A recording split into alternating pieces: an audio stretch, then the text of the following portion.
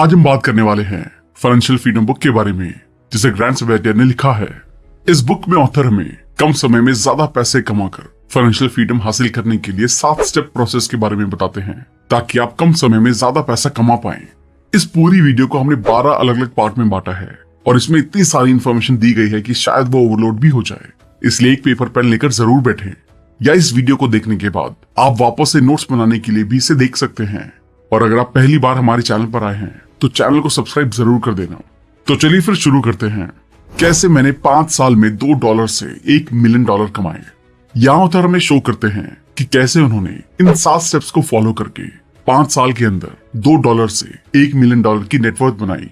आपका नंबर क्या है? आपको फाइनेंशियली फ्री होने के लिए कितने पैसों की जरूरत है, इसे फिगर आउट करें, कैलकुलेट करें कि आप आज कहाँ हैं।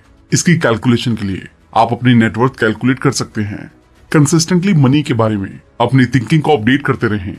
ज्यादा खर्च करने का बजट बनाने के लिए मैक्सिमम सेविंग और इन्वेस्टमेंट करने की प्लानिंग करें। 9 to 5 से बाहर निकलने की कोशिश करें और इसकी प्लानिंग करें। प्रॉफिटेबल साइड बिजनेस स्टार्ट करें और अपने इनकम सोर्सेज को डाइवर्सिफाई करें। ज्यादातर लोग ऐसा नहीं करते हैं, बल्कि वो अपने साइड इनकम को किसी और के लिए जॉब करने में लगा देते हैं या वेस्ट कर देते हैं। जितना जल्दी हो सके इन्वेस्टमेंट स्टार्ट करें और जितना ज्यादा हो सके उतना करें, क्योंकि जब आप अपने पैसों को इन्वेस्ट करेंगे तो आपका पैसा ज्यादा पैसा बनाएगा और एक टाइम पर जॉब पर बिना अपना टाइम ट्रेड किए आप फ्रीली अपनी इन्वेस्टमेंट के जरिए पैसा कमा सकेंगे। टाइम पैसों से ज्यादा वैल्यूएबल है। आपको जल्दी क्यों रिटायर होना चाहिए और आप जल्दी कैसे रिटायर हो सकते हैं, इस चैप्टर में ऑथर हमें बताते हैं कि मनी अनलिमिटेड है और टाइम लिमिटेड है, तो अपना टाइम बर्बाद ना करें। और इसलिए इस बुक का पर्पस भी यही है कि हमें ऑथर जल्द से जल्द रिटायर होने में मदद कर सके, ताकि हम अपनी जवानी का मजा ले सके। यहाँ पर रिटायरमेंट का मतलब ये नहीं है कि आपको कभी काम नहीं करना पड़ेगा, बल्कि ये है कि आपको पैसे के लिए कभी काम नहीं करना पड़ेगा।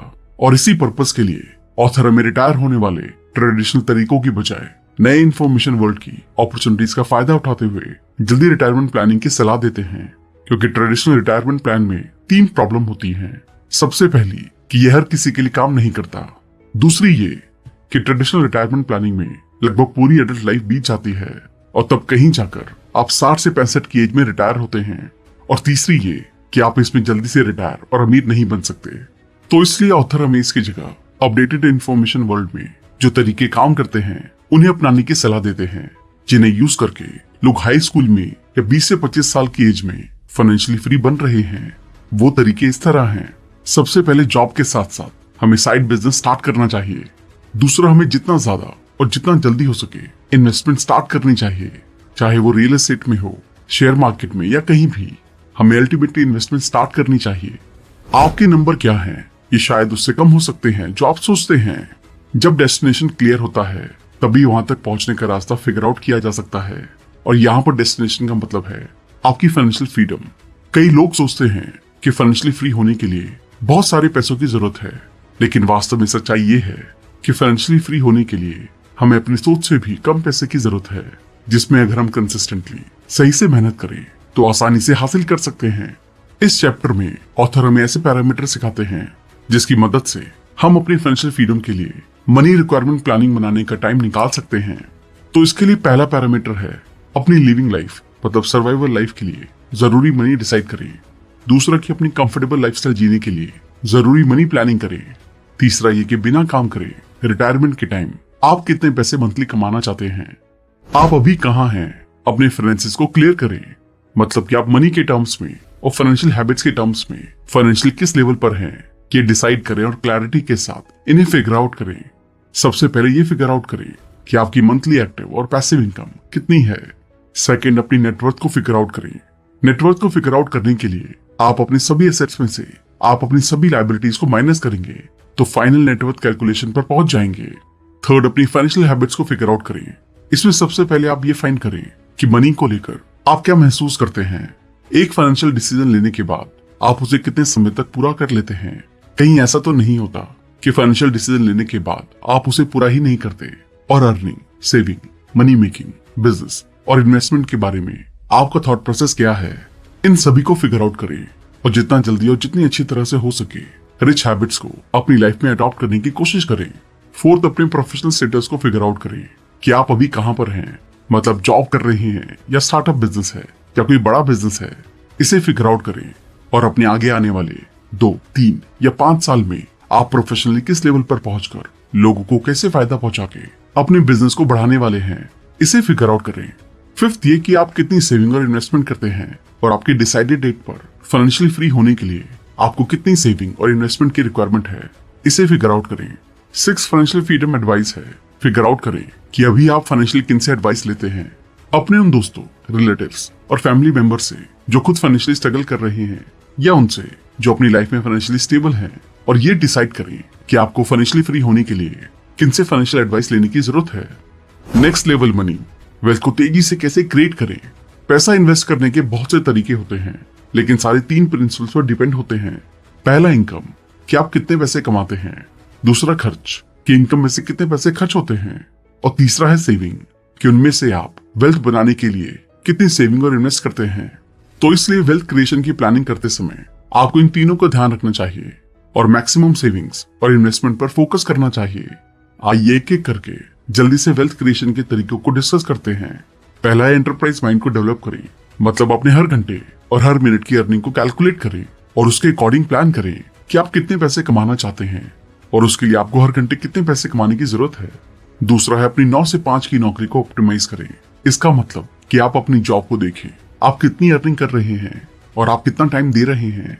हमेशा याद रखें, क्योंकि टाइम लिमिटेड है, इसलिए जॉब पर आप लिमिटेड पैसा ही कमा सकते हैं।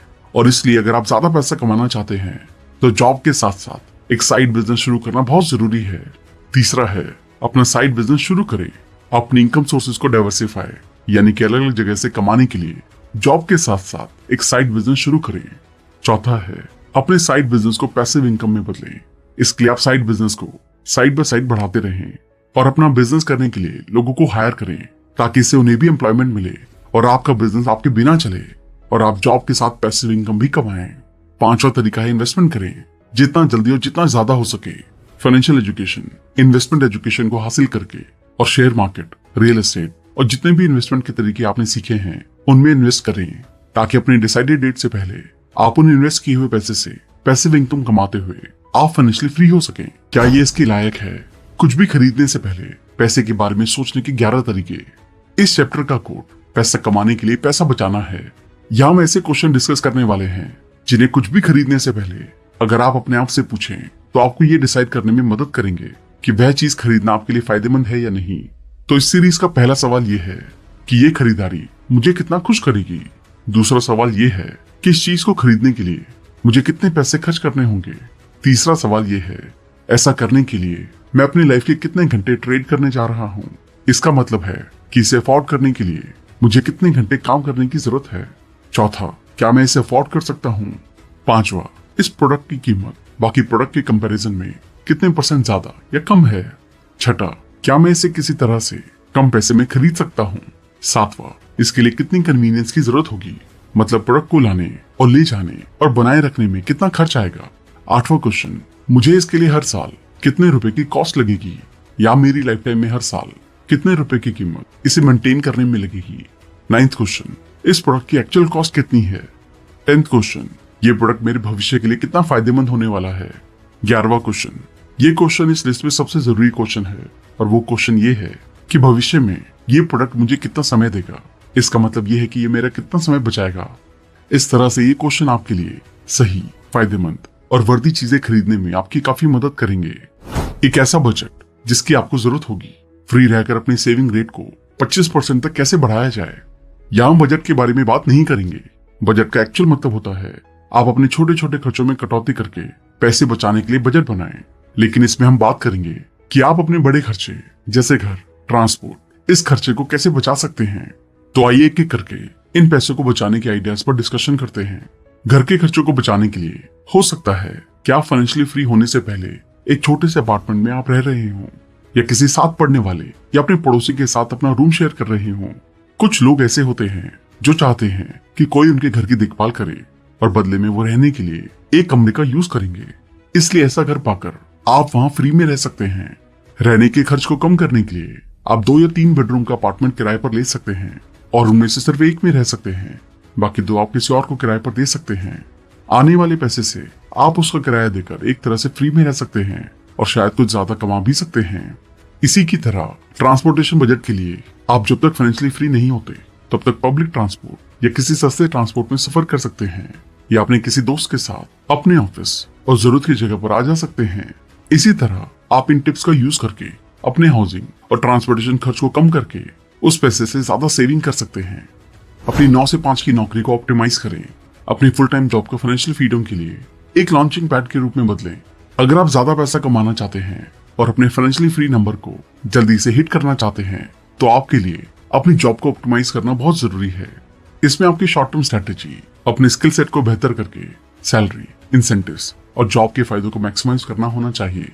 आपकी लॉन्ग टर्म स्ट्रेटेजी ये होनी चाहिए कि आप अपनी इंफॉर्मेशन स्किल्स में सुधार करें और लोगों के स्किल्स, इंफॉर्मेशन और टैलेंट को एक जगह लाकर अपनी कंपनी को सक्सेसफुल बनाएं।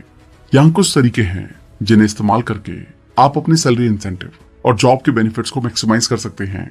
सबसे पहले जॉब के बेनिफिट्स को मैक्सिमाइज करने के बारे में डिस्कस करते हैं। अपने जॉब बेनिफिट्स को मैक्सिमाइज करने के लिए आप अपनी कंपनी के एचआर से मिलकर उनसे ज्यादा बेनिफिट प्रोवाइड कराने के बारे में बात कर सकते हैं। आपको कंपनी से इंश्योरेंस पॉलिसी मिलनी चाहिए।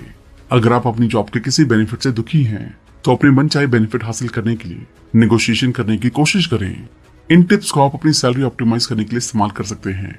अपनी स्किल्स को इंप्रूव करके ज्यादा इंसेंटिव्स कमाकर कंपनी के साथ सैलरी की जगह परसेंटेज बेस पर काम करके उसी काम के लिए ज्यादा सैलरी ऑफर करने वाली कंपनी के साथ काम करके, तो इस तरह इन टिप्स का यूज करके आप अपनी जॉब की सैलरी और बेनिफिट्स को मैक्सिमाइज कर सकते हैं। और हमेशा याद रखें कि स्किल और नेटवर्क आपकी शॉर्ट टर्म और लॉन्ग टर्म दोनों सक्सेस में मदद करेंगे। इसलिए सबसे ज्यादा फोकस अपनी स्किल्स और अपने नेटवर्क को इंक्रीज करने पर करें। ज्यादा पैसे कैसे कमाएं कम समय में, एक प्रॉफिटेबल साइड हसल। जैसा कि हम सब जानते हैं कि साइड हसल करने का मतलब है अपनी जिंदगी में काम के अलावा बचे बाकी समय में कुछ काम करना। अपनी इनकम को डाइवर्सिफाई करने के लिए कुछ नया सीखें और ट्राई करने के लिए मिनिमम रिस्क के साथ साइड बिजनेस शुरू करना सबसे ज्यादा फायदेमंद हो सकता है। साइड हसल आप 2 तरीके से कर सकते हैं, किसी और के लिए काम करके या अपने लिए काम करके। अगर आप अपने लिए काम करते हैं तो आप काफी सीखेंगे और आपको काफी खुशी महसूस होगी, लेकिन अगर आप किसी और के लिए काम करेंगे तो सिर्फ आपको पेमेंट मिलेगी जैसे जॉब में मिलती है। ऐसे में आगे बिजनेस और इन्वेस्टमेंट के लिए काम करने के लिए टाइम ना मिल पाने की वजह से शायद फाइनेंशियली फ्री होने के रास्ते आपके लिए मुश्किल हो जाएंगे। इसलिए साइड हसल में आपको सबसे पहले बिजनेस करने को प्रायोरिटी देनी चाहिए। साइड बिजनेस से साइड वर्क करने के लिए आप इन स्टेप्स को अपनाकर काफी आसानी से अच्छा फैसला ले सकते हैं। सबसे पहले अपने पैशन को ढूंढें और उसके लिए लोगों को फायदा पहुंचाने के लिए, अपना स्किल डेवलप करने के लिए साथ साथ कोई काम शुरू करें। दूसरा, काम शुरू करने के बाद उसको एक मनी अर्निंग प्लेटफॉर्म में कन्वर्ट करें और इसके लिए आप इन टिप्स की हेल्प ले सकते हैं ताकि आप अच्छी पेमेंट मार्केट से डिमांड कर सकें। सबसे पहले अपने कस्टमर्स को कॉम्पिटिटर्स से अच्छी सर्विसेज और बेनिफिट्स देने के लिए अपने स्किल्स को बेहतर बनाएं। फिर उतना ही या थोड़ा कम चार्ज करें जितना कॉम्पिटिटर चार्ज कर रहे हैं। क्वालिटी वर्क के जरिए मार्केट में अपनी एक वैल्यू और रेपुटेशन बनाएं। बिजनेस बिल्डिंग के बारे में सीखकर अपने बिजनेस को step by step scale up करते चले जाएं। 7 step fast tech investment strategy, अपने पैसे कमाने में तेजी लाएं। ये 7 स्ट्रेटेजीज इन 5 कॉन्सेप्ट पर बेस्ड हैं जो आपको सीधे इफेक्ट कर सकती हैं, इसलिए इन्हें जरूरत के अकॉर्डिंग पढ़ा और यूज किया जाना चाहिए। पहला कॉन्सेप्ट है अपने रिस्क को मिनिमाइज करें। दूसरा है फीस को मिनिमाइज करें। तीसरा, अपने कंट्रीब्यूशन में टैक्स को कम से कम करें। चौथा है अपने रिटर्न्स को मैक्सिमाइज करें। पांचवा है अपने विड्रॉल टैक्सेस को कम करें। और हमेशा से मन में रखना कि जिसके आपको समझ ना हो वहां इन्वेस्ट ना करें। सेक वित्तीय स्वतंत्रता का परिचय। वित्तीय स्वतंत्रता क्या है और इसके लाभ। वित्तीय स्वतंत्रता प्राप्त करने की दिशा में पहला कदम। 2, आय के स्रोतों में विविधता। कई आय स्रोतों का महत्व। निष्क्रिय आय, पैसिव इनकम कैसे उत्पन्न करें। 3, बजट और खर्च प्रबंधन। बजट बनाने के तरीके। अनावश्यक खर्चों को नियंत्रित करने के उपाय। 4, बचत की आदतें। वित्तीय सफलता के लिए नियमित बचत की आवश्यकता। छोटी बचतों के बड़े फायदे। 5, निवेश की मूल बातें। निवेश के विभिन्न प्रकार और उनके लाभ। स्टॉक्स, बॉन्ड्स, म्यूचुअल फंड्स और रियल एस्टेट में निवेश। 6, आर्ण प्रबंधन, अच्छे और बुरे ऋणों में अंतर। आर्ण चुकाने की रणनीतियां और ब्याज को नियंत्रित करना। 7, आपातकालीन कोष, इमरजेंसी फंड। आपातकालीन स्थितियों के लिए बचत का महत्व। कितनी राशि को आपातकालीन फंड में रखना चाहिए। 8, सेवानिवृत्ति योजना, रिटायरमेंट प्लानिंग। सेवानिवृत्ति के लिए योजना बनाने का महत्व। विभिन्न सेवानिवृत्ति योजनाओं के विकल्प जैसे पीपीएफ, ईपीएफ, एनपीएस। 9 वित्तीय शिक्षा और सतर्कता। वित्तीय शिक्षा का महत्व, धोखाधड़ी और वित्तीय जोखिमों से बचाव। 10 वित्तीय लक्ष्य निर्धारण, शॉर्ट टर्म और लॉन्ग टर्म वित्तीय लक्ष्यों की योजना। लक्ष्यों तक पहुंचने के लिए समय सीमा और साधन। ये विषय आपको वित्तीय स्वतंत्रता की ओर बढ़ने में मदद कर सकते हैं